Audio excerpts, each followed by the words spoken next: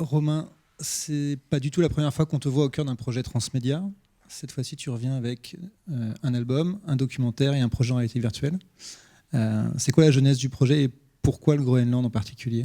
Alors la genèse du projet, le Groenland, c'est le retour d'une expérience précédente au cœur de l'Atlantique où je suis allé mettre en musique La Tempête et je suis resté 1 mois et demi sur un chalutier industriel. Et c'est une expérience très sonore. Je suis revenu les oreilles fatiguées et le moment où j'ai mis le pied à terre, j'avais déjà envie de repartir. Et pour prendre un peu le contre-pied de ça, je me suis dit que j'allais travailler autour du silence, ce qui peut paraître paradoxal pour un musicien, mais c'est finalement assez fondamental. Et la genèse, après, c'est toujours l'envie personnelle de vouloir créer des contenus, des déclinaisons, de collaborer avec des personnes. Et dans ce processus, Vincent Bonnemazou est un personnage essentiel, puisque j'ai besoin de lui pour prendre ces images qui sont, à chaque fois que je les vois, qui me rappellent évidemment des souvenirs et que je trouve fabuleuses. Et donc, vraiment un grand bravo à lui. Ça part d'un SMS. Salut Vincent, est-ce que tu veux m'accompagner dans 1 mois et demi au Groenland? Oui, on se prend un café, puis boum, ça y est, l'aventure part. Après, il faut tout mettre en place. Hein. Ça, c'est un peu plus... En 1 mois et demi. Un peu plus compliqué. En 1 mois et demi, ouais, à peu près, ça s'est vraiment fait assez rapidement. Et puis il y a eu le voyage et je suis revenu. Donc il s'est passé pas mal de choses et je suis revenu avec une idée sur les déclinaisons. J'ai pensé à Yann tout de suite dans l'univers qui symbolise, on ne se connaissait pas avant, par les références, par son travail. J'ai demandé à ma maison de disques de pouvoir le rencontrer, parce que j'étais persuadé que c'était quelqu'un qui allait aussi devenir essentiel dans ce processus. Et voilà. Et après, il y a eu plein de travail, d'échange pour faire ce film, pour faire le projet de réalité virtuelle dont on parlera aussi. Et voilà, c'est des rencontres fondamentales pour moi. D'accord. Juste avant d'aborder la réalité virtuelle, Vincent, sur le tournage en lui-même, sur toute la construction, c'était complexe de partir Alors, il n'y a pas tellement une construction en amont, je dirais, du projet. Comme l'a dit Romain, ça s'est fait de manière très instantanée. Donc on est parti un petit peu de manière assez cavalière. On a découvert tous les deux ensemble cet environnement assez exceptionnel qui nous a quand même pas mal perturbés. Moi, principalement. Romain aussi, je pense un petit peu. Vous aviez passé combien de temps sur place ? 30 jours. 32 ou 33, enfin 30 jours. Donc ça n'a pas tellement été préparé et moi je revenais de Colombie, donc c'était un tout autre climat.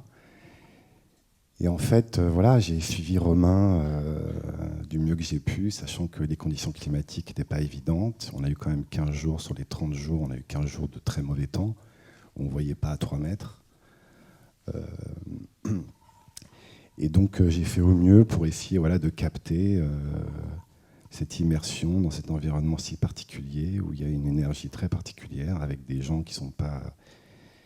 Une population qui n'est pas toujours très hospitalière aussi également, qui ne parle pas vraiment l'anglais, encore moins le français évidemment. Donc voilà, c'était pas tellement préparé et c'est un film qui s'est beaucoup construit aussi en post-production, au montage. Et je remercie Muriel, ma monteuse, qui a su, je pense, traduire ma sensibilité, ce que j'ai pu tourner là-bas, ce que j'ai pu vivre là-bas avec Romain. D'accord. Parce qu'on rappelle que c'était il y a 2 ans, l'album est sorti l'année dernière et cette année sort le documentaire et le film en réalité virtuelle. Tout à fait. Ouais, c'est un processus qui prend un peu de temps. Et en même temps, ça arrive plutôt au bon moment là, avec cette canicule annoncée. C'est parfait en plan si marketing. C'était voulu ça. Mais c'est vrai que surtout la réalité virtuelle, c'est un long processus. Et c'est énormément de partenaires aussi. Donc c'est souvent une idée comme ça personnelle. Et puis après, c'est les rencontres, les partenaires qui permettent de donner vie et de réaliser des contenus comme ça assez complémentaires, chaque contenu ayant une forme de sensibilité assez singulière, et ça permet d'aborder un peu cette expérience globale, humaine et artistique. Toi, Yann, c'est quelque chose qui t'a marqué quand on est venu te voir avec le... Donc toi, quand vous êtes rencontrés, vous étiez déjà revenu, en fait, du Groenland. Tout à fait. Je suis revenu et voilà, on a pris un café et je lui ai expliqué un peu ma démarche. Il connaissait pas le projet encore. Après l'Amazonie, le Groenland. Voilà. Oui, donc j'ai rencontré Romain, j'ai vu les images, il m'a raconté et il m'a proposé donc de m'occuper de la partie VR de son aventure. Et c'est vrai que ce qui m'a plu dans sa démarche, c'est cette dimension d'aller créer dans un environnement différent, d'aller capter le lieu et d'aller se confronter à la nature et au Groenland et de ramener une expérience VR de ça. Enfin, déjà, j'aimais la démarche artistique, j'ai vu les images de Vincent qui étaient époustouflantes, donc je voyais la beauté du projet, et il avait écrit quelque chose en VR et il est venu me proposer de l'adapter, en fait, de réaliser le film ou l'expérience. Et on s'y est mis. Voilà comment ça a commencé. Mais c'est vrai que c'est la fascination par rapport aussi à la démarche, et bien sûr la musique. Et c'est vrai que c'est un peu miroir de choses que moi j'avais vécues plutôt en Amazonie, où d'aller se confronter à une autre culture, un autre espace, un autre endroit, et de ramener de ramener donc des choses à partager par sa création. Et vous avez été accompagné par un troisième homme sur le projet VR qui était Amaury Laburte. Comment vous avez collaboré tous les trois? Vous êtes repartis des images de Vincent? Vous avez été retourné de nouvelles images? En fait, ce qu'on a fait, c'est qu'on est parti tourner de nouveau des images au Groenland. Donc il y avait une fenêtre aussi très courte, c'est toujours très compliqué de partir.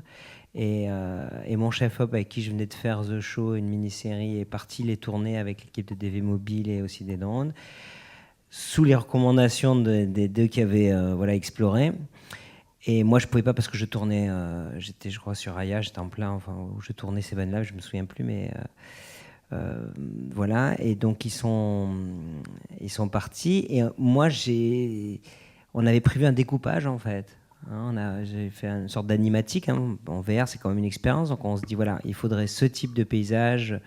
On cherche certaines choses et certains types de plans qui vont pouvoir s'intégrer entre le passage dans l'expérience VR, qui est une expérience où vous êtes à la fois à la place de Romain, enfin dans l'idée à la place de Romain à enregistrer des sons, donc vous avez la sensation de la banquise, et puis d'un coup dans une sorte de monde imaginal qui est un dialogue avec la banquise, qui au fond, je trouve, se retrouve dans le doc. Et donc c'est une autre façon d'exprimer la discussion qui peut s'engager sensorielle.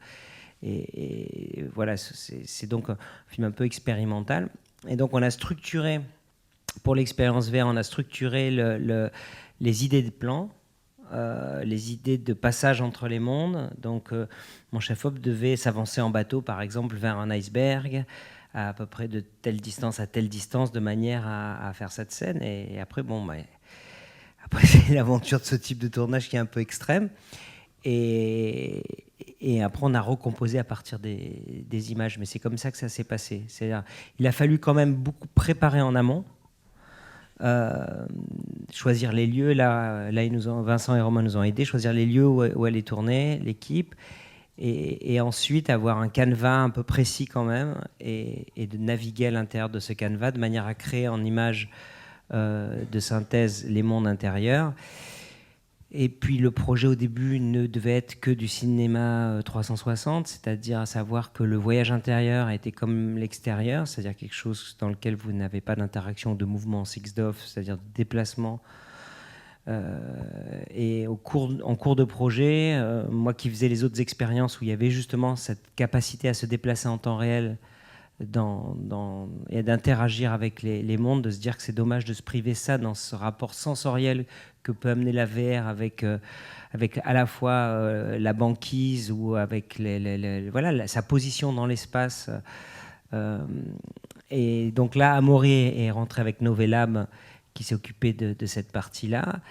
Et Small, elle faisait la partie de la partie prise de vue réelle. Et donc petit à petit, en fait, le projet a évolué pour devenir, comme tous les projets, je pense, de VR aujourd'hui, c'est qu'on commence quelque part, la technologie évolue en cours. Moi, j'ai eu l'impression, quand j'ai fait mes projets de VR, et je pense que le film qu'on a fait ensemble était vraiment la quintessence de cette histoire-là. C'est vous commencez à faire du cinéma et vous êtes en noir et blanc, et puis vous commencez à tourner, et puis la couleur arrive, et puis quand vous avez fini le tournage, le son a été inventé. C'est un petit peu ce qui se passe avec la VR. Donc, comme il se passe 2 ans de conception, c'est d'un coup, vous êtes en train dans un flot de process, et puis vous voyez d'un coup qu'une nouvelle technologie arrive, et que cette technologie va falloir l'utiliser parce qu'elle correspond au projet. On peut faire bien sûr des films en réalité virtuelle sans interaction, sans tout ça, mais à un moment donné, pour une chose sensorielle, c'est le cas. Donc voilà, donc il y a eu des tas de mouvements comme ça dans la production du film, et c'était assez...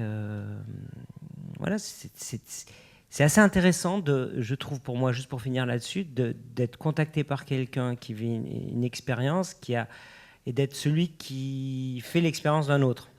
Donc cette licence poétique. Et donc c'est pas facile pour lui de me confier le bébé, puisque c'est son expérience. En même temps, et moi je l'ai jamais fait sur des choses comme ça pour un autre, à part de la fiction. Donc voilà, donc là c'est là que c'est le dialogue et cette histoire a été pour moi de me mettre plus au service de son expérience, et en même temps d'avancer en lui proposant certaines choses, quoi. C'est déjà collaboratif. Et toi, Romain, du coup, tu avais une envie d'aller vers la réalité virtuelle pour étendre un peu ton univers aussi dans cette deuxième partie du coup de projet ? Oui, tout à fait, c'est une première. Moi, j'ai fait comme Vincent, mais à l'inverse, c'est-à-dire qu'après le mois et demi au Groenland, je suis allé faire des concerts au Mexique et aux États-Unis, et je me suis pris en pleine figure tout ce changement climatique et le monde, et aussi une œuvre en réalité virtuelle au festival South by Southwest qui s'appelle Notes on Blindness, qui est un film qui a été réalisé par Amaury Laburte.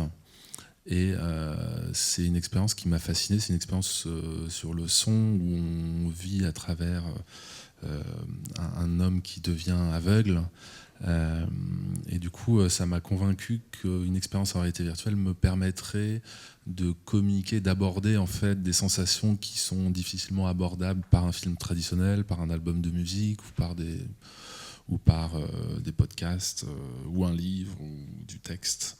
C'est vraiment un médium très différent. Et ce que j'ai apprécié, c'est le côté sensoriel, expérience vraiment sensorielle. Et pour moi, Yann a tout à fait saisi ça. Et la collaboration effectivement sur des histoires comme ça très personnelles où il y a un vrai vécu avec des bons moments, des moments plus traumatisants, c'est pas toujours évident, et ça fait partie de la collaboration aussi d'échanges, de points de vue, et je pense que j'ai aussi beaucoup appris avec Yann sur la manière de comment exprimer des émotions à travers l'image, à travers la VR. Moi, je suis complètement novice dans ces domaines-là, mais je suis quelqu'un de curieux, donc c'est vrai que je pointe toujours un peu le bout de mon nez, pas très loin. Parce que c'est vrai qu'avec moins 22.7, vous poussez un peu les curseurs. On part, il n'y a pas que la banquise, pas que le Groenland, mais vous partez avec des effets spéciaux, de l'animation, et on explore beaucoup plus que ça. Ça s'est construit avant tout sur vos ressentis de ce voyage-là, sur ta musique. Comment vous avez été jusque-là ? Le principe de l'expérience VR est assez simple, hein. C'est l'idée qu'à travers l'écoute, on vit à la fois ça permet de se connecter aux éléments, aux paysages, à l'extérieur, et en même temps il y a des moments de concentration extrême quand on est derrière son micro enregistré où on peut presque disparaître, et c'est des phénomènes qui peuvent s'apparenter à des phénomènes un peu de transe, et du coup cette expérience montre un peu ces allers-retours qu'on peut faire dans un même moment, un même lieu, avec l'extérieur et l'intérieur, une manière vraiment de mettre en résonance l'intime et l'extériorité. Et c'est ce qu'on essaye de partager à travers cette expérience, avec comme finalité une sorte de reconnexion qui est un thème sur lequel on se retrouve pleinement, de reconnexion un peu aux origines, à la nature, à l'univers, aux grandes questions de la vie finalement. Voilà, c'est des thèmes qui ont été assez forts au Groenland, où c'est vraiment une terre très mystique, très particulière. On est seul et à la fois on se sent regardé. Il y a des vibrations très, très étonnantes. On peut avoir des frayeurs le soir. Il y a beaucoup de croyances aussi. C'est un endroit très, très particulier et qui nous a beaucoup marqué avec Vincent. Et c'est vrai qu'on n'est pas revenu totalement indemne de cette expérience. Toi, Yann, c'est quelque chose qui te parlait aussi. Tu as sorti 3 projets VR cette année, dont un projet très personnel, Ayahuasca, qui revient en Amazonie, un peu dans des thématiques similaires. Dans Moins 22.7, tu voulais aussi aller dans cette direction et utiliser tous les outils que tu maîtrises maintenant? Alors, moi, dans Moins 22.7, j'ai un grand regret, c'est de ne pas y être allé, bien sûr, à Groenland. Moi, ce qui m'intéresse, je crois que la VR, on dispose de plein d'outils, de plein de manières de faire, et ce qui est intéressant, c'est de voir ce qui peut correspondre le mieux pour un projet. Il se trouve que dans cet aspect sensoriel de venir toucher, dialoguer avec la banquise, avec sa peur, et créer aussi par le mouvement, c'est cette interaction qui est entre de la création, entre le paysage qui va l'inspirer, de le prendre au premier degré, c'est-à-dire de le toucher en créant un son dans l'expérience VR, m'a permis justement de développer et c'est plus la partie d'Amaury d'ailleurs, avec Novelab, et c'est son savoir-faire, mais ça nous a permis d'aller développer ça, ce que je n'avais pas fait dans les autres expériences, la dimension tactile, la dimension d'avoir des manettes et d'interagir avec le film. Et je trouvais que c'était intéressant dans ce thème-là, ça avait du sens. Parce qu'au début, c'est vrai qu'au tout début du projet, quand on se retrouvait dans une sphère et qu'on avait ces stalactites qui venaient bouger autour de vous, il n'y avait pas l'idée de pouvoir les toucher, qu'ils réagissent. Et d'un coup, de créer comme ça une imagerie de la relation vivant à vivant et l'interaction entre une personne et un lieu. C'est toujours aussi dans cette thématique de redonner... de donner une sensation de communication avec des choses qui sont, on le voit bien dans le film d'ailleurs, qui sont dans notre culture inerte principalement, mais qui semblent habiter de vie, d'intelligence, ou avec lesquelles on peut dialoguer. Ce que vous avez dû rencontrer sur place avec les Inuits et l'esprit à la fois d'une montagne, de gens autour, d'un monde invisible, et qu'on a aussi effectivement dans mon expérience ayahuasca et dans aussi les choses, le ressenti indigène en fait. Voilà. Toi, Vincent, c'est quelque chose que tu as essayé de remettre aussi au cœur du documentaire, au-delà du travail de Romain, on le voit donc créer. On pourra reparler après de la création sonore en elle-même, mais toi, sur le documentaire, tu as essayé d'avoir un peu cette démarche de nous emmener aussi par là? Le Groenland est une terre de tradition chamanique, donc ça rejoint un petit peu les centres d'intérêt aussi de Yann, de cette spiritualité qui est en Amazonie.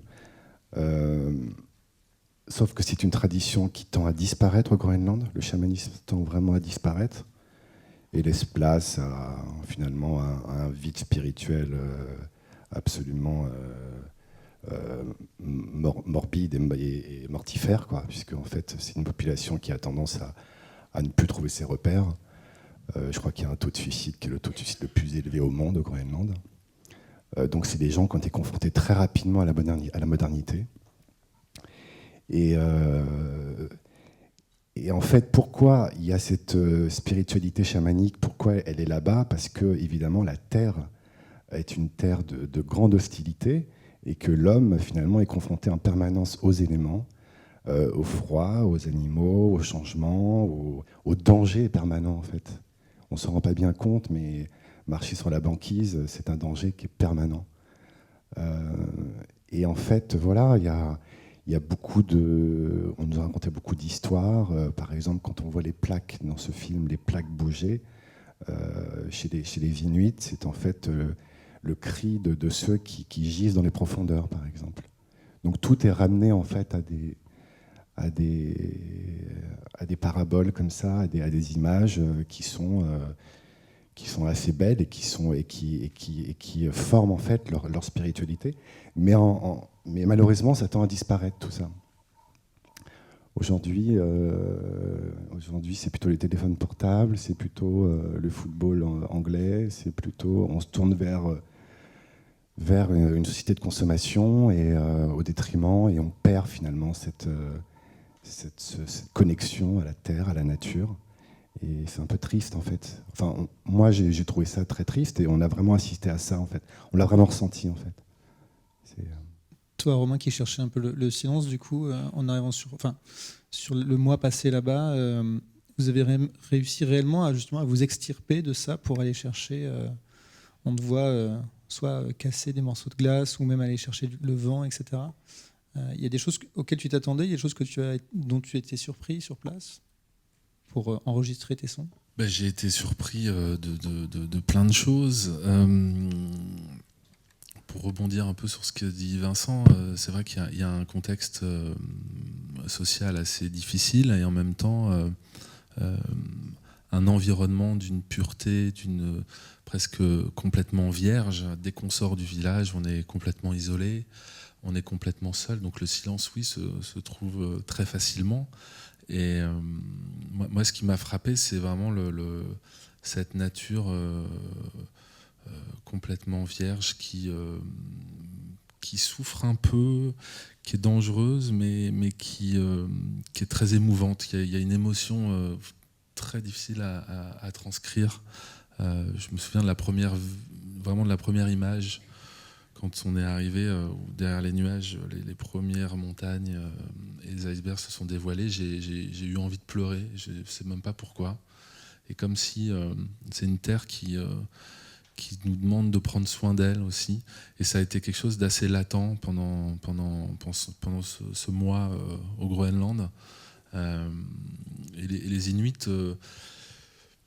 ce qui se passe, c'est aussi, ça renvoie vachement vers nous, parce que c'est un peuple qui est sous tutelle danoise et qui n'est pas complètement libre. On leur donne maintenant leur liberté, mais ils sont coincés, en fait, ils sont pris en étau entre tradition et modernité. Donc c'est un peuple qui souffre, qui n'a pas beaucoup de repères, mais en même temps, il y a eu des moments d'échange avec les enfants, une vie, des sourires, des regards qui ont été très chauds et très, très forts. Donc c'est un mélange. Je pense qu'il y a eu aussi de l'incompréhension. Mais c'est en tout cas, c'est des échanges très bruts et très beaux, quoi. Moi, j'adore ça, quand il n'y a pas de filtre. Parfois, c'est compliqué. Mais en tout cas, c'est des choses fortes et c'est des moments inspirants aussi, humainement et évidemment musicalement aussi. Parce que c'est ça, hein, la recherche de silence, c'est une manière de s'inspirer d'un contexte, de s'écouter, d'essayer de faire jaillir des émotions presque inconscientes aussi, hein, à travers l'écoute du rien. Pour donner un élément de comparaison, quand on voit là enregistrer avec un micro, j'ai dû réaliser une dizaine d'enregistrements comme ça de silence pendant plusieurs minutes. Et quand je suis revenu en France, je suis allé enregistrer la chambre anéchoïque de l'IRCAM. Pour certains qui connaissent, c'est un lieu scientifiquement fait pour n'avoir aucun bruit, aucun son, pour faire des tests de matériel technique pour des appareils électroniques. Et j'ai pris exactement les mêmes micros, les mêmes câbles, les mêmes enregistreurs pour faire des comparatifs de signaux entre ce que j'avais enregistré au Groenland et ce que j'ai enregistré dans cette chambre anéchoïque. Et j'arrive pratiquement à la même chose, c'est-à-dire qu'il y a vraiment des moments quand il n'y a pas de vent où on n'entend rien. Et malgré le fait de rien entendre, on entend toujours. J'aime bien cette anecdote que je répète à chaque fois, mais qui est assez parlante, de John Cage, qui a beaucoup théorisé sur le silence, qui dit dans une chambre anéchoïque qu'on entend quand même deux types de sons. C'est une fréquence très aiguë, c'est le résultat de son activité, de sa propre activité cérébrale, et une fréquence très grave qui est le sang qui coule dans ses veines. Donc voilà, le silence, d'une certaine manière, ça n'existe pas. Et le challenge. Et je pense qu'après la vie, il y a sans doute de la musique. Après, c'est des croyances, mais donc... Il faudrait retourner là-bas pour écouter ça. Il faudrait arriver à y aller et revenir. Ça, c'est un autre... Ouais. Et Ça, on va y réfléchir. Peut-être pour une deuxième partie. En Amazonie, peut-être. Et le challenge de créer en un mois, parce que du coup, tu es revenu quasiment avec l'album terminé, ou tu l'as terminé en France? Non, je pars un peu avec une sorte de dogme artistique. Je pars avec tous mes micros, mes instruments, et je recrée entièrement un studio. On le voit dans le film, avec tous ces synthétiseurs, et je compose entièrement les morceaux là-bas. Et il y a juste eu le mastering, c'est la dernière étape avant de presser les disques, qui a été réalisée en France, à Paris. Mais il y a cette idée de ramener un témoignage subjectif déjà, parce que c'est pas... Un autre musicien irait travailler sur le silence au Groenland, ramènerait quelque chose de sans doute très différent et de très intéressant aussi. Et c'est vraiment un regard personnel, subjectif sur cette expérience. Mais je tiens à ce que tout se fasse sur place pour que ça transpire aussi ce moment vécu in situ. Je trouverais ça complètement aberrant de revenir tranquillement dans mon studio et puis d'avoir le temps nécessaire et de faire un album. Ça me permet aussi de me dire que si c'est pas bon, voilà, j'ai une contrainte telle qui fait que je peux me cacher un peu derrière ça. Toi, Yann, sur les projets VR que tu as, ça te parle un peu, ça, cette démarche de défi, de challenge, un peu de... Quand tu fais des longs métrages, c'est un peu ça tous les jours, quoi, en fait. Là, tu viens de terminer un long métrage, par exemple. Oui, non, mais ce que je veux dire, c'est cette démarche, elle est très cinématographique pour un musicien. Enfin, un réalisateur, il est confronté à... on y va, et puis après, on va voir... On a tant de jours et c'est parti. Donc voilà, après, tu as beaucoup de contraintes. Toi, Vincent, tu as eu ensuite pas mal de post-production sur le documentaire, par contre. Oui, en fait, on a quand même tenté de faire un format un peu plus long, en fait, pour tout dire. Et on s'est vite aperçu qu'on n'avait pas forcément la matière pour. Donc ça a pris un peu de temps. On a laissé pas mal les choses en stand-by à un moment donné, en cherchant, en essayant de tricoter un montage pour pouvoir obtenir un format un peu plus long. Mais finalement, je pense que le format de 26 minutes est le format idéal pour ce film. En tout cas, pour ce que j'avais, moi, apporté en tant que celui qui a capté les images et celui qui a réalisé les images là-bas. Je pense que c'est le bon format. Et l'usage du drone, c'était une idée dès le départ de vouloir... Ouais, c'était une idée de départ, de prendre un peu de la hauteur, ouais, aussi, ouais. Et puis je trouve... quelque chose de ludique aussi, hein. Il s'est quand même pas mal amusé avec le drone. Ouais, je suis pas mal amusé avec le drone, c'est vrai. Mais comme disait Romain, il y a quand même quelque chose de très mystique là-bas, donc quelque chose qui vient du haut, il y a quelque chose qui vient de...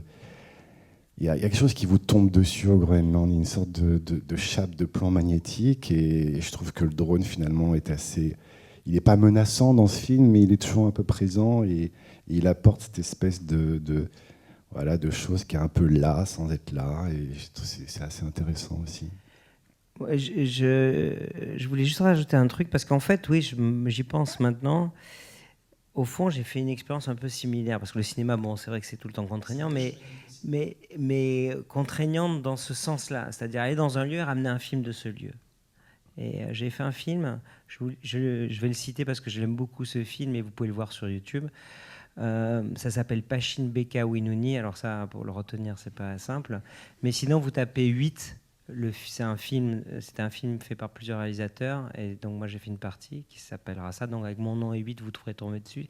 C'est un film de 17 minutes, mais j'étais parti en Amazonie avec un scénario, mais on n'a pas, je pouvais pas faire jouer les Indiens, donc on a dû improviser. Et à un moment donné, on est parti dans une source où le film doit venir du lieu, des gens, dans leur écriture. Donc la solution que j'ai trouvée dans le film, elle vient de la culture.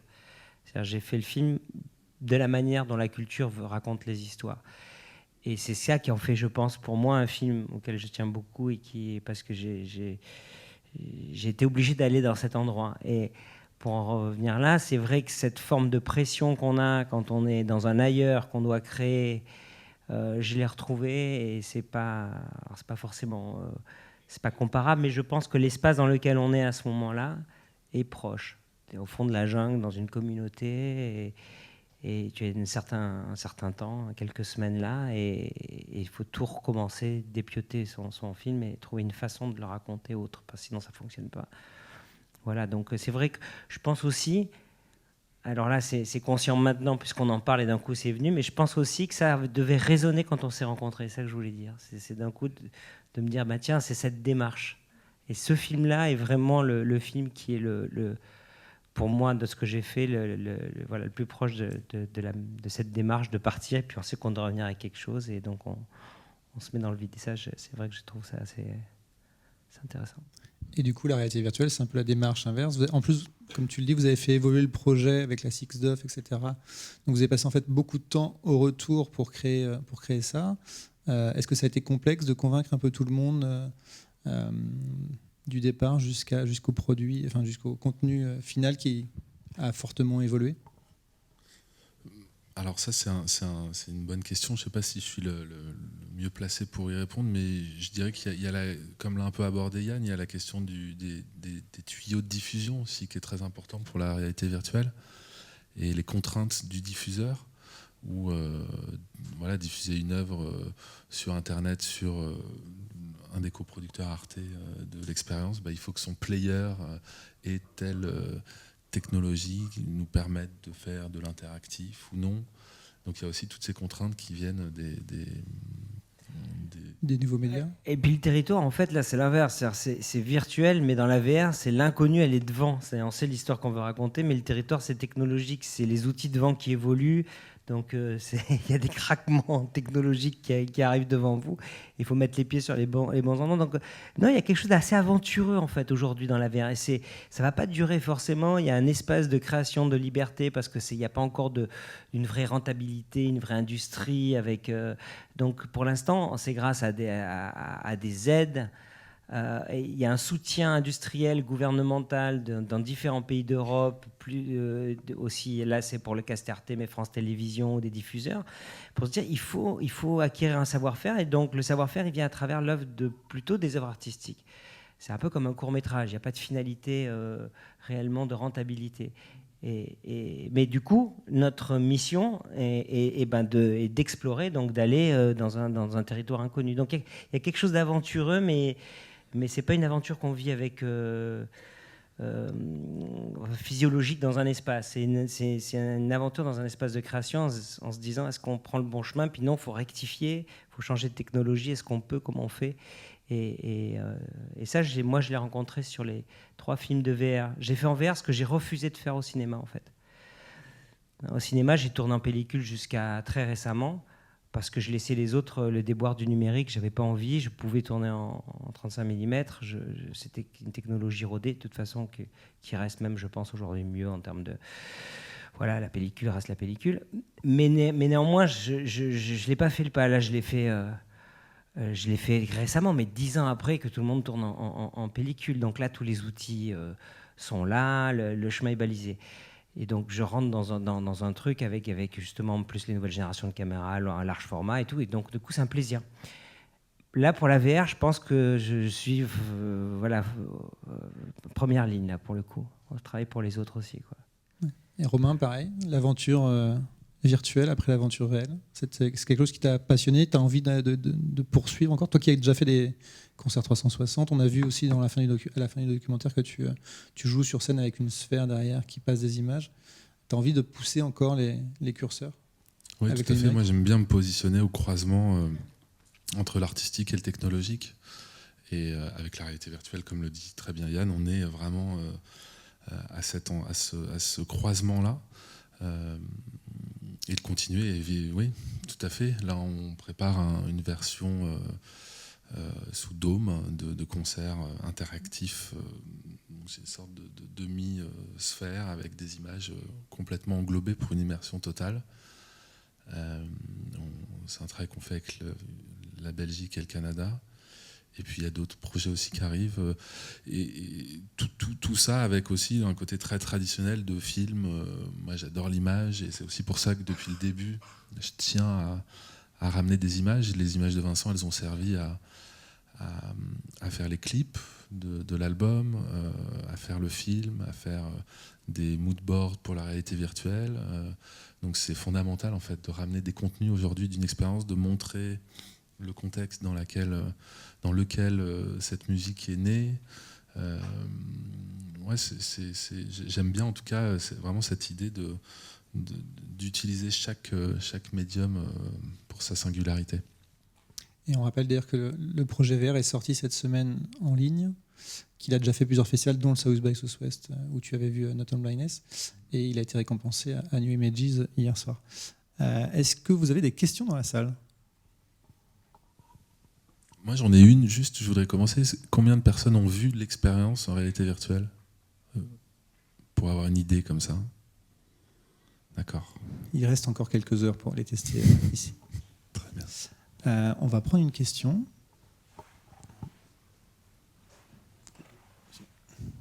Un micro arrive. Bonjour. Bravo pour votre travail à tous sur cette œuvre collaborative.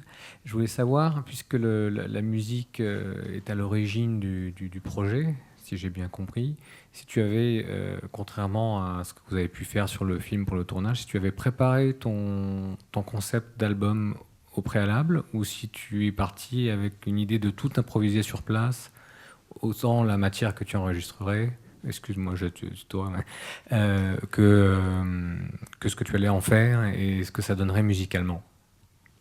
Alors l'idée, je parlais de dogme tout à l'heure, l'idée centrale c'est de partir là-bas un peu vers l'inconnu, Vincent l'expliquait.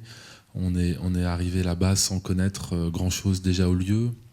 On s'est juste dit qu'il ferait sûrement froid, donc on s'était un peu équipé. Mais on n'avait aucune information vraiment sur la culture qu'on allait rencontrer, sur un fixeur pour prendre des images. Où on est arrivé comme ça. La veille de notre arrivée, on a rencontré les chasseurs qui nous ont amenés en traîneau au village, alors que ça ne devait pas se faire comme ça à la base. Donc c'est vraiment, voilà, dans l'organisation et artistiquement, j'arrive avec aucune idée préconçue de ce que je vais faire, vraiment avec des pages blanches, en me disant que je vais enregistrer, je vais prendre un peu de temps pour me couper aussi de mes influences citadines voilà, du monde. J'habite à Paris depuis pas mal d'années maintenant. Et voilà, faire un peu le vide pour se connecter au plus proche et ressentir au plus proche les émotions que je vis là-bas. Et je mets ça en musique petit à petit. Souvent je dis il y a 3 phases. Les premières dizaines de jours, c'est vraiment de l'enregistrement essentiellement, de l'écoute, des expéditions pour un peu prendre le pouls du lieu. Et après, je rentre dans le dérochage des enregistrements en studio et les notes arrivent petit à petit. Et la dernière phase, c'est souvent les 10 derniers jours où je finalise un peu tous les petits bouts de musique que j'ai pu faire. On voit à la fin dans le générique, dans les musiques, il y a beaucoup de titres qui s'appellent J13-2, J8-4. Donc j'ai des jours très productifs où je vais faire 4 morceaux, 5. Quand je dis morceaux, ça peut être juste un accord, un son, ou alors quelque chose de presque finalisé. Et j'ai dû faire une trentaine à peu près de morceaux de G au Groenland, et j'en ai gardé 10 ou 11, je crois, pour l'album. Voilà, donc ça se fait vraiment entièrement sur place. Et c'est par l'enregistrement et par l'écoute que la musique vient, ce que je rencontre sur place aussi. Avant une deuxième question, Vincent, toi c'était la même démarche, tu as eu plusieurs phases de création où au début tu as cerné un peu le sujet, le village, la banquise. Et c'était un petit peu la même démarche de fait, puisque en fait, moi j'ai produit en fait un reportage pour Thalassa en fait, sur la première aventure maritime de Romain qui est parti sur un bateau pendant 30 jours. Donc on s'était rencontrés bien avant. Donc je connaissais le dogme, je connaissais le dispositif artistique qui consistait à essayer de tout se prendre dans la figure en fait, et de tout découvrir sur place et de trouver les sources d'inspiration voilà, d'une manière très éphémère, très ponctuelle comme ça. Et le Groenland, c'était un peu pareil. Moi, pour tout vous dire, il y avait aussi l'idée de faire un reportage beaucoup plus commercial sur cette aventure.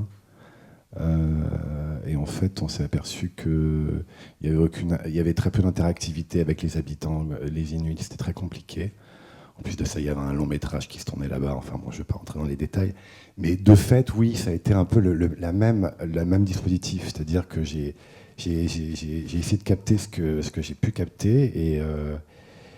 Et le personnage principal et l'histoire tournaient bien entendu autour de la démarche artistique de Romain, des doutes d'un artiste devant son œuvre.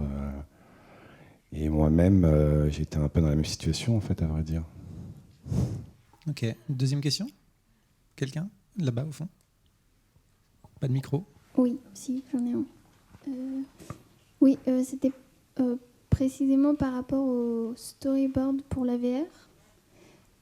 Quand vous avez dit que vous étiez parti avec un storyboard, est-ce que vous vous êtes plutôt appuyé sur... est-ce que le storyboard s'appuyait sur plus une narration ou quelque chose de ludique ou quelque chose de contemplatif, plus comme le film? Faire l'expérience... quand vous avez commencé à concevoir Non, en fait, une fois qu'on a l'idée, quand je dis un storyboard, c'est juste à un moment donné se dire ce serait bien que le film commence comme ça et puis qu'on passe de telle scène à telle scène et de faire les dessins qui correspondent. Oui, mais alors plus dans une idée de suite d'images un peu contemplative, ou alors il y avait une narration par rapport à l'expérience. Non, c'était une narration, mais une narration en images, puisqu'il y a très peu de texte dans le film, juste une voix, enfin dans l'expérience. Moi, je fais toujours en VR un storyboard qui est un storyboard de cinéma, au fond. C'est-à-dire que j'utilise des cases de cinéma, alors que c'est une sphère et qu'on a... Peu importe, qu'est-ce qui est important dans l'image, qu'est-ce que je raconte. Donc, si vous faites... quel que soit le film de VR, ça marche comme base pour dialoguer, en fait. Cette base, elle sert surtout à dialoguer avec des gens, d'ailleurs, qui vont peut-être financer le film. Donc, au fond, eux, ils sont habitués à lire le langage du storyboard comme le scénario. Donc ça va servir à ça, et ça va servir comme premier dialogue avec les gens qui vont fabriquer le film.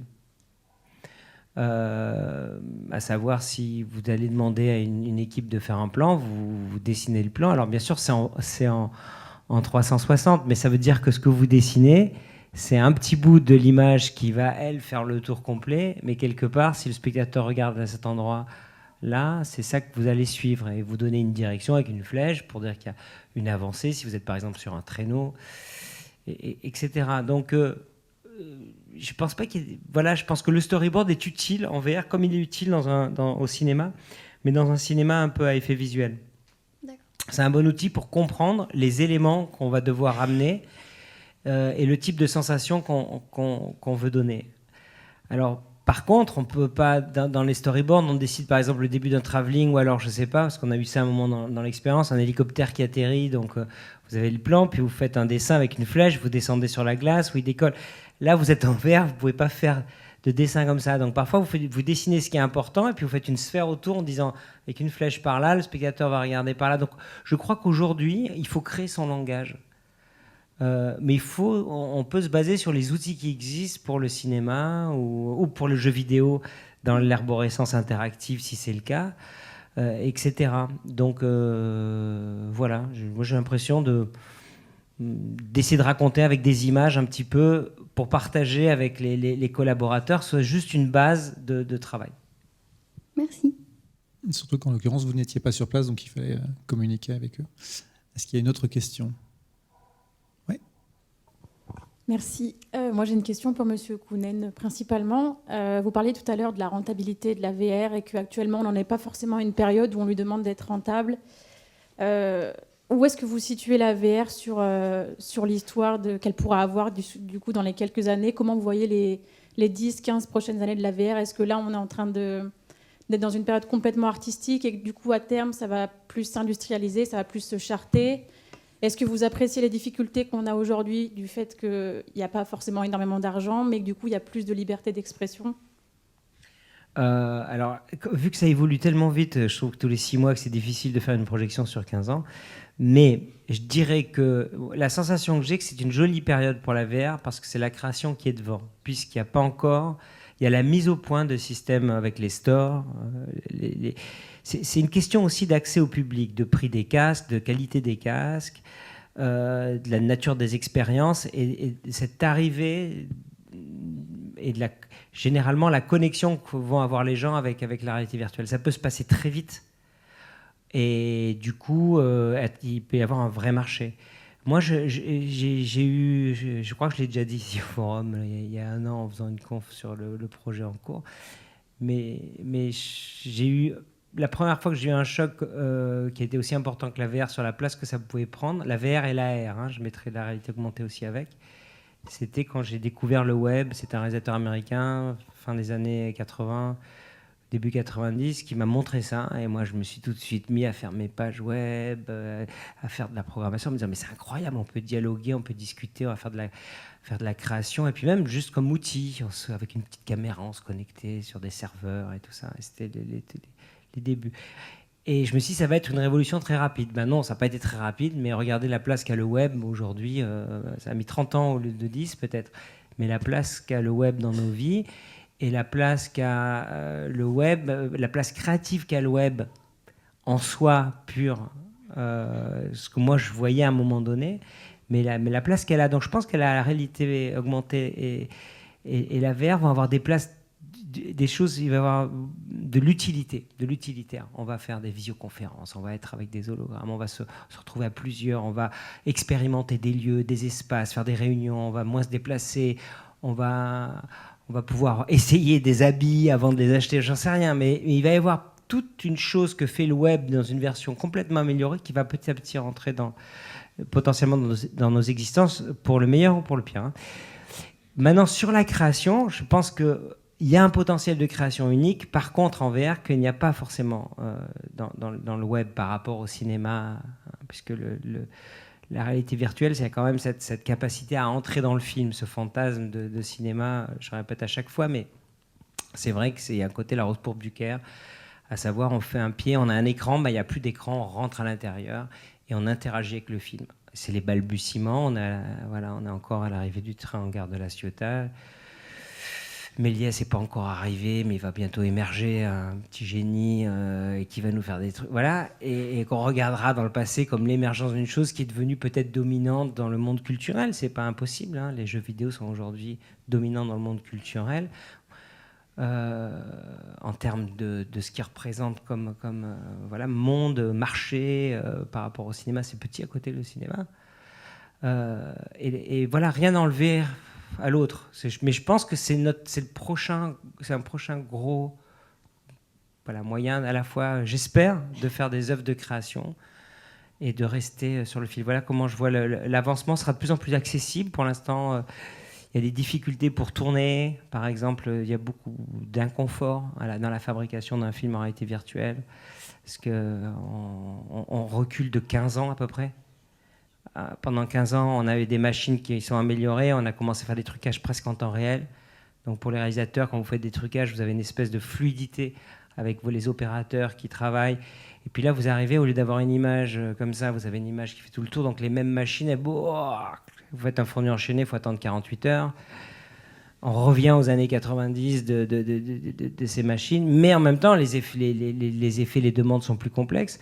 Donc on est dans une période difficile dans la création, parce que chaque fois qu'on va inventer un effet, même qui existe dans le cinéma, je l'ai testé, c'est l'équivalent presque d'un fondu enchaîné, ça n'existe pas. Il va falloir le programmer, créer, voir comment ça fonctionne, faire des tests. Donc on est vraiment dans cet espace-là où c'est complexe. Mais je pense que tout ça va se fluidifier, qu'il va arriver de nouveaux outils, et que ça va prendre de plus en plus de place. Et j'espère qu'il va émerger une création vraiment vraiment intéressante, parce que je pense que dans raconter des histoires en images avec du son, si on regarde juste purement l'idée, on fabrique un écran dans lequel on va se projeter, puis à la fin on est à l'intérieur et on interagit. C'est-à-dire qu'en fait, la fonction des histoires et le rapport qu'on a aux histoires, quand on raconte une histoire, c'est pour vivre une expérience plus ou moins transcendante, se rapprocher d'un sentiment qu'on doit apprivoiser avant de le vivre ou de se retrouver confronté.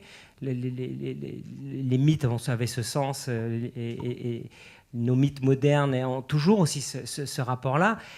Qu'est-ce que vous pouvez faire de plus que de mettre à l'intérieur de l'histoire et agissant la personne qui va expérimenter ses émotions?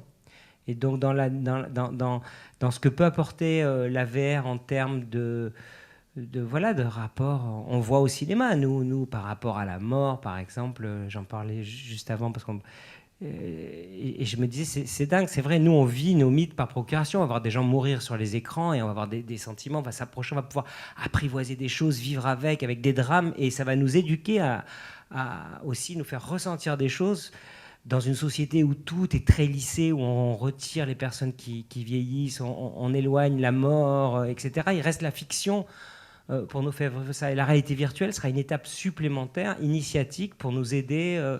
Donc voilà, ça c'est ce que je vois dans l'aspect positif. Après, il y a tout le reste où on va être tous avec des casques sur la tête et puis l'appartement sera... moi j'ai compris avec la VR que très vite, l'espèce de cliché de science-fiction, vous avez un gars qui est dans un appart pérave, mais en fait il est sur une plage comme ça c'est demain matin à peu près, quoi. Voilà. On passe du Groenland aux plages.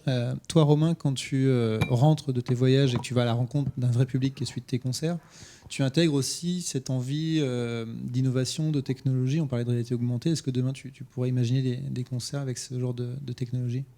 On y réfléchit. Et de création. Oui, on y réfléchit. On a élaboré plusieurs idées là avec des partenaires. Il y a évidemment plein de choses à faire. Et j'adore la vision technologique et futuristique de Yann. Ça ouvre les portes de plein de choses, et on est vraiment au début de cette technologie. Et moi, je connais beaucoup moins la réalité augmentée, et je pense que ça va être encore un step encore plus fort, et de se couper moins aussi, d'être moins dans une bulle. Moi personnellement, j'ai découvert que j'avais un peu le mal de la réalité virtuelle, par exemple. Il y a un moment, je supporte plus le casque, je me sens pas très bien. Il y a des limites un peu physiologiques encore à cette technologie, mais en tout cas le cerveau est trompé, quoi. Donc ça fonctionne, c'est quand même assez bluffant de tromper le cerveau comme ça, quoi. Est-ce qu'il y a d'autres questions dans la salle?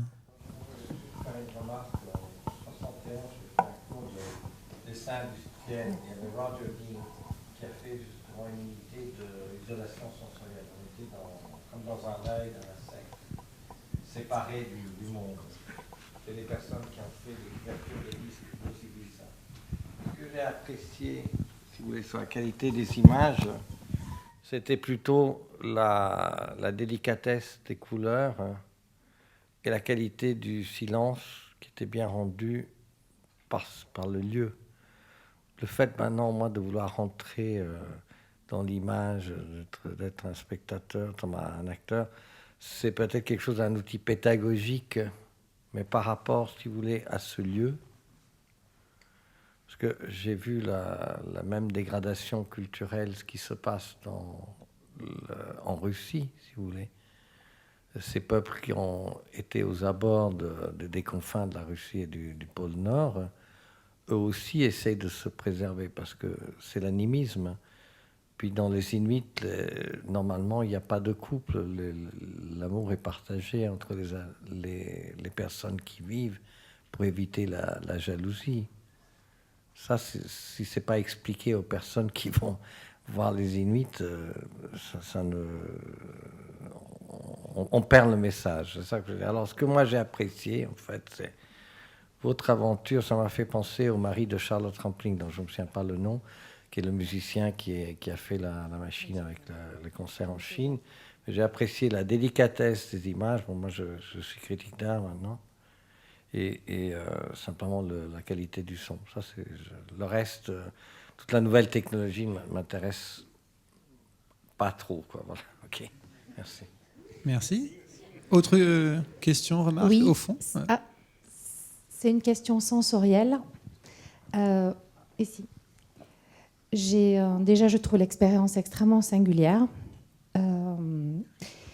Et dans la musique, à la fin, quand il y a l'aurore boréale, on perçoit quelque chose d'extrêmement infini, merveilleux, très pur. Et pour faire le parallèle avec l'univers de Yann Kounen dans Overworlds, qui parle de l'invisible, à un moment, vous avez parlé de coutume de cet endroit et que vous n'êtes pas revenu indemne. Je l'ai très, très bien perçu dans la musique, qui est extrêmement intense et venue d'ailleurs. Mais je voudrais savoir à l'intérieur, justement, tout ce que ces coutumes, vous avez expliqué justement qu'il y avait des coutumes sur les glaces et sur les autres mondes, et vous avez parlé aussi de la pulsation que vous aviez fait à l'IRCAM, enfin la pulsation cérébrale et la pulsation du cœur, du silence. Je voudrais savoir s'il y a eu d'autres sensations dont vous pouvez nous parler, que vous exprimez dans votre musique. Est-ce que vous pouvez aussi l'exprimer par des mots, de ce retour après au pays occidental, et en fait la différence entre ces deux plaques, en fait, de glace et de cœur. Merci tout d'abord. C'est un sujet vaste là. Je pense qu'il y a vraiment quelque chose d'ineffable dans tout ça, et la musique et cet album que j'ai réalisé là-bas exprime un peu il y a une tension quand même assez constante, même s'il y a des morceaux assez apaisants, assez solaires. C'est un album qui a une dimension physique aussi, c'est une épreuve physique. Et d'un point de vue psychologique, c'est un peu cliché, mais c'est vrai que on découvre finalement une autre manière de voir les choses. Et la première réaction qu'on a dans ces cas-là, c'est de se regarder soi-même et de remettre aussi en cause sa propre vision du monde. Et ça, c'est quand même assez perturbant. Et puis d'accepter aussi ce propre regard sur finalement ce qu'on est et la manière dont on voit les choses, et d'accepter que c'est pas la meilleure manière de voir les choses, que c'est pas la seule évidemment. Donc tout ça c'est aussi un peu déboussolant. C'est surtout dans ce prisme, et puis il y a la dimension aussi extrême des éléments de la nature qui font que il y a la notion presque de survie aussi qui est un peu présente, et la mort rôde un peu toujours. On sait que n'importe quelle action peut être un peu compliquée, et on sait surtout que très peu de gens pourront venir en aide dans ce genre de contexte aussi. Donc ce mélange amène une certaine fragilité, et en même temps donne de la force et fait avancer. Donc il y a quelque chose comme ça d'un peu entremêlé. Ça fait 2 ans là qu'on est revenu. Je pense que j'ai pas encore tout digéré. C'est work in progress. Est-ce qu'on a une dernière question dans la salle? Peut-être là-bas, oui.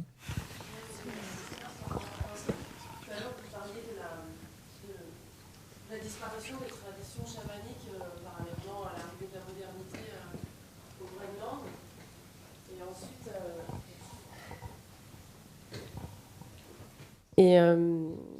Et ensuite, Romain, vous parliez de l'expérience sensorielle à travers la VR. Et donc, du coup, j'en venais à me demander, est-ce que la VR, en fait, pourtant c'est un outil ultra moderne, mais est-ce que la VR, finalement, pourrait pas aussi nous permettre de vivre des expériences spirituelles, finalement, et de venir combler ce vide qui est apparu au fil du temps avec la modernité?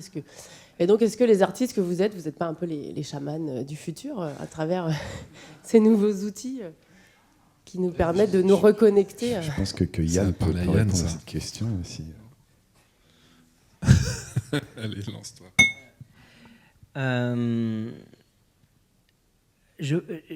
Pour moi, le mot chaman, en fait, je l'ai pas mal utilisé quand j'ai fait il y a 15 ans les documentaires que j'ai fait comme d'autres mondes et tout. Maintenant, je l'utilise plus trop, en fait. Parce que les gars s'appellent des guérisseurs traditionnels, des médecins, en fait, mais dans leur tradition, dans la façon de voir les choses.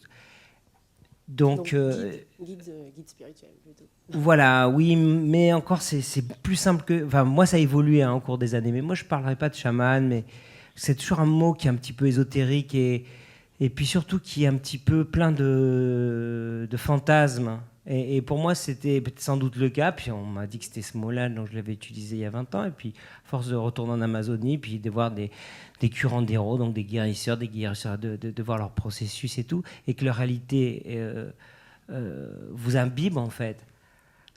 Donc, en fait, moi, ce que je pense que fait tout artiste, il est un peu passeur de certains états ou certaines réalités alternatives. Et après, en fonction de ce qu'il est lui, déjà, il peut ne jamais aller rien faire de spirituel et avoir en lui une force spirituelle très forte. Et un musicien depuis sa cave, peut-être traduire quelque chose qu'il a et en tout cas passer une énergie, passer un sentiment, passer quelque chose. Ça peut être le cas de tous les artistes. Et on peut mettre le mot spirituel dessus. C'est-à-dire qu'au fond, moi je dirais que le spirituel, c'est juste si vous avez un relié à quelque chose qui est dans le partage, dans l'amour, dans la relation au milieu, à la nature, à toucher quelque chose qui résonne de manière large et positive. Et voilà. Moi, mon travail est plutôt ailleurs.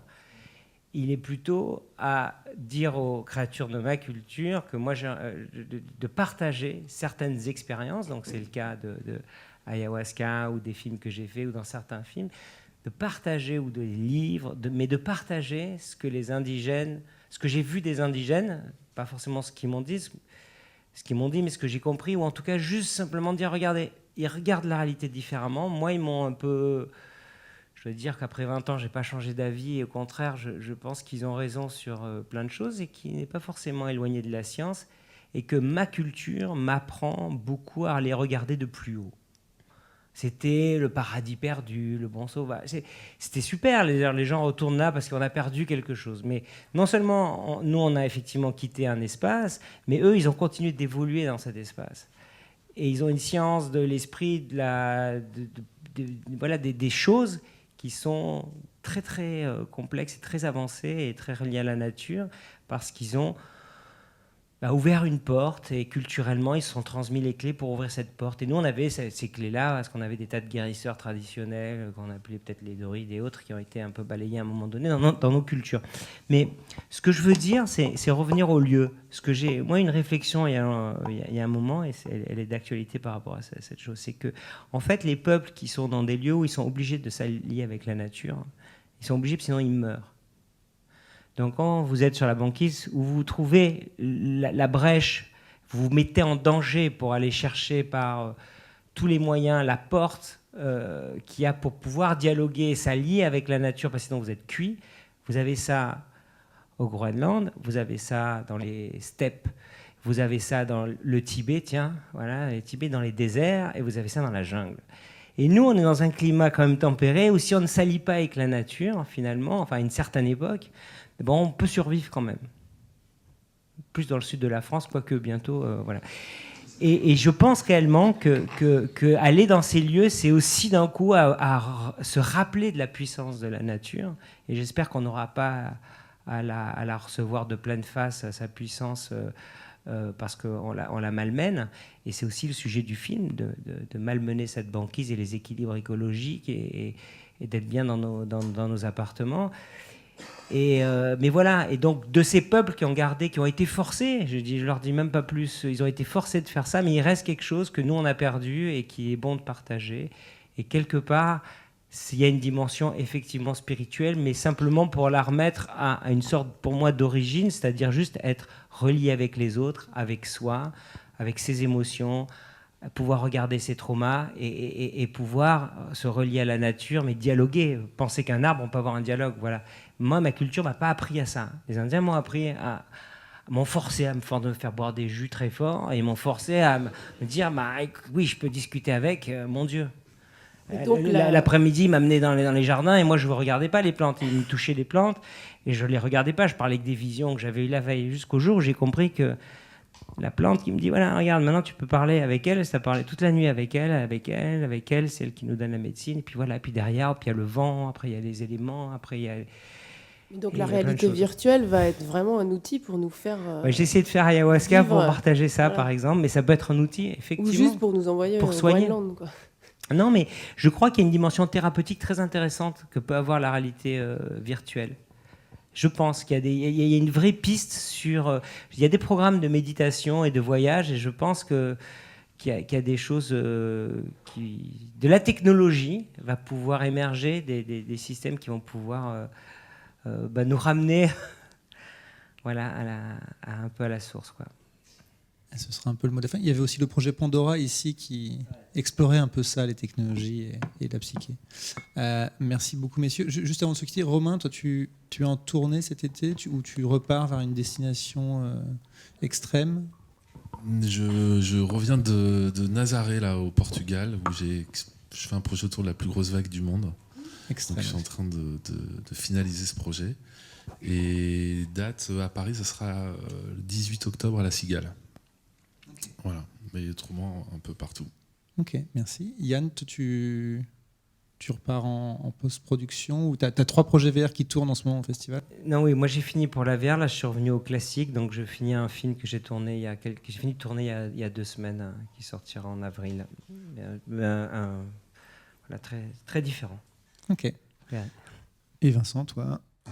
Moi, je continue mon petit bonhomme de chemin dans ma réflexion sur ma démarche cinématographique et l'écriture de films. Voilà, c'est ce que je souhaite faire. Après, je ne suis pas spécialement connecté à la VR, mais c'est une forme, un support qui m'intéresse beaucoup. Mais déjà, j'essaie de maîtriser l'expression artistique du cinéma. Ça me paraît déjà pas mal. Ok, super. Merci beaucoup, messieurs. Merci à vous et merci au festival.